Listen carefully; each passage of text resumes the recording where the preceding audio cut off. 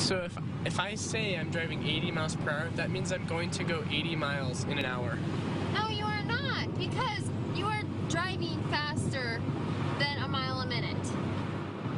Okay, by now, many of you have probably seen that funny viral video. It captures two Utah newlyweds on a road trip.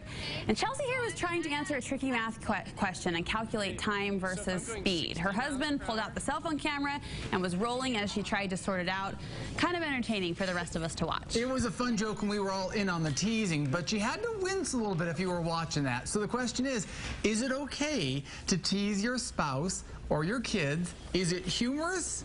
Or is it hurtful? Studio 5 relationship coach Matt Townsend is known for being a funny guy. So what do you think? Is it okay to tease your family? Tease them till they cry like babies.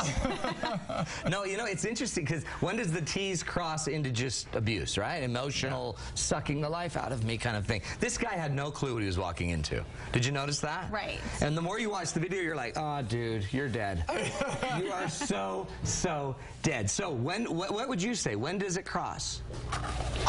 Don't be asking me. I have a hard time with that. My wife wanted to show up for this. Yeah, really, you're asking him? Yeah, I'm sorry. Anyway, don't ask Darren. Like, I would say when it hurts the other person's feelings. Yeah, but when would you know that? If they cry, that's a sign. That's a sign of the times, but right? the problem is that you probably crossed, if they get to the crying, you've crossed the line somewhere before that. Yeah. See, that's the problem with comedy. Unless you're like a comedian, your timing's going to be off. These guys work it all day long. Part of it is we've got to focus on a few things. So we're going to give you 3 keys to focus on. Okay. And part of it, I think, with being funny and with your family and stuff, it's not, honestly, my family doesn't think I'm funny, quite honestly. They think I'm a boring and just get out of my way dad.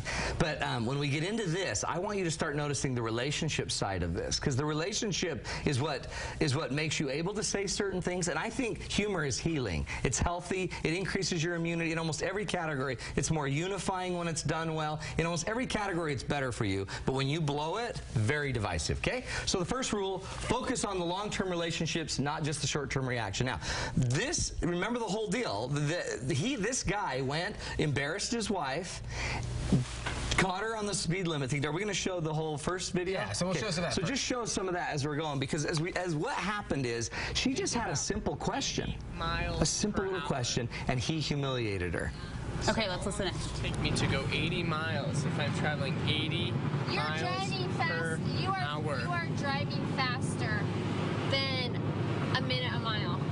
Yeah, totally. So I would whack 80 in half, and that's 40.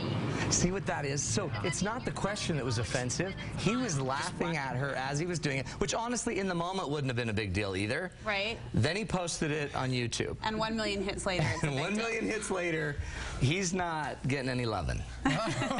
Let's just be honest. But see, part of this is he didn't know what he was stepping into. He knew it was funny, and he'd look at the camera and roll his eyes. By the way, there's a background to all of this. They went then on a Good Morning show. Good Morning, I know it was one of the Good Morning shows. I don't know how you call it Good Morning. One of the morning shows, and he had to apologize. Because everyone on the show knew you'd offended her. Did this offend you? And she went out and started talking about how it did offend and how it did hurt her. And they had just been married, and they just had finals, and here he is, and they're picking her brain like, did this offend you? Did this hurt your feelings? And he had to turn to her and apologize. So here's the interesting thing. He was more into her reaction in the moment than the relationship long term. When we use our humor, we want it to strengthen I call it the essence of the other person. I always want to honor your essence, okay? We can joke about whatever, but I want to honor your being, who you are deep inside. And he probably crossed the line there. You think so? Just a tad. But yeah, well, I think then on YouTube, apparently without her knowing it, apparently. Would it have been that bad, though, had it not hit YouTube? Had 1 million people not gotten on and laughed on it? It was just been the 2 of them, and he shows some video to people when they get there. And it would have laughed. But see, then if you kept beating it down for the rest of her life, it probably would have been. Okay, but see, there's a point. Even if you don't post it to the larger YouTube audience, you know, in general, sometimes that joke can be taken public in, like, circle of friends, too. Like, and then it also, the minute you get home. He was excited to get home and show her family the video. Right. Because then they could all laugh at it. So there's a point where, and honestly, maybe because they're so young, he didn't know that was inappropriate because sometimes you don't know what your wife will hate until 20 years later and she said it 15 times. So part of it is the setup, okay? We got to focus on relationships over reaction. Okay, now this next one's really interesting. A lot of us think to be funny, you just have to plan a joke. So if you go to YouTube, most of the like funny things on YouTube are people setting cameras up and scaring their wife by jumping out of the dryer and all these weird setup things, okay? Watch this clip. This is honestly my favorite video of the week. Okay. It is so funny because this is just a cute little boy skiing. Can a boy not ski with his family? And as he's skiing with his family, this little boy has fallen asleep. Oh darn it. So sometimes the funniest moments are in the moment. They're not planned. Look, he is literally asleep. And the dad's sitting here like, you guys, he's asleep, but no one else is paying attention.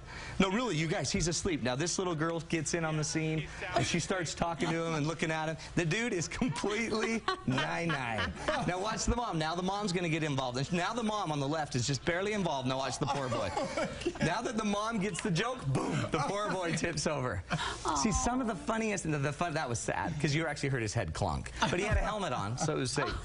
But what was funny about that, remember, the funniest moments are usually not created. They're in the moment. So if you're in the moment, the funnies will appear.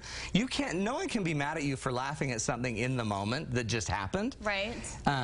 But notice, if you watch the video, the mom wasn't even present. The mom was talking to her friend. Everyone was busy and engaged, and the dad was just capturing this video all by himself, trying to get everybody else in on the funny. So sometimes we don't need to conjure up a funny thing. Sometimes we don't need to try to force the funny. Sometimes we don't need to bring it up 500 times, even though this will always go down in history. What I like about humor with my kids is they all have their own funny moment. Everyone in our family has done something completely stupid, right? And those kind of go down in history. But what I like to do is everyone in my family has stupid moments. And we don't, so whenever we start bringing up ones, remember when you fell asleep? I had a sister that fell asleep on the toilet. Okay, you don't think we still talk about that, Jackie?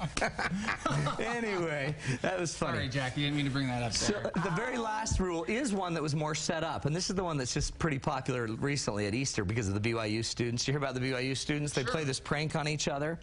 One of the goals of all humor is that it should make us feel good. So these BYU guys, students, male students, took out the living room furniture of some of their friends, laid down some sod, put some trees and live animals in there, and then the cute little co-ed girls got home from, I think, church apparently on Easter Sunday, and what is going on?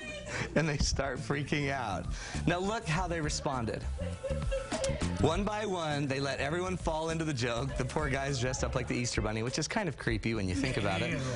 But look, then everyone gathered, and this is what makes a good moment fun. It's the talking about it, it's the connection around it, it's the everyone sharing it. That's where it gets to humor is healthy, like you point out. The butt of the joke is now participating in the sharing of the joke. The idea of humor, and I notice it when I speak, if I can be funny for a while, you can open up their hearts, and then once you open up your hearts, you can shoot in some powerful truth. So remember that good humor means good feelings for everybody. The way you know if it's worked is you check the success of the joke at the end of the joke. At the end of the week, at the end of the month. So at some point, that first guy that we were talking about, he knew it went wrong somewhere. Yeah. It may have taken him a month, but he had to have known. At some point when he's on national TV and his wife's asking for an apology, and he's having to have an apology.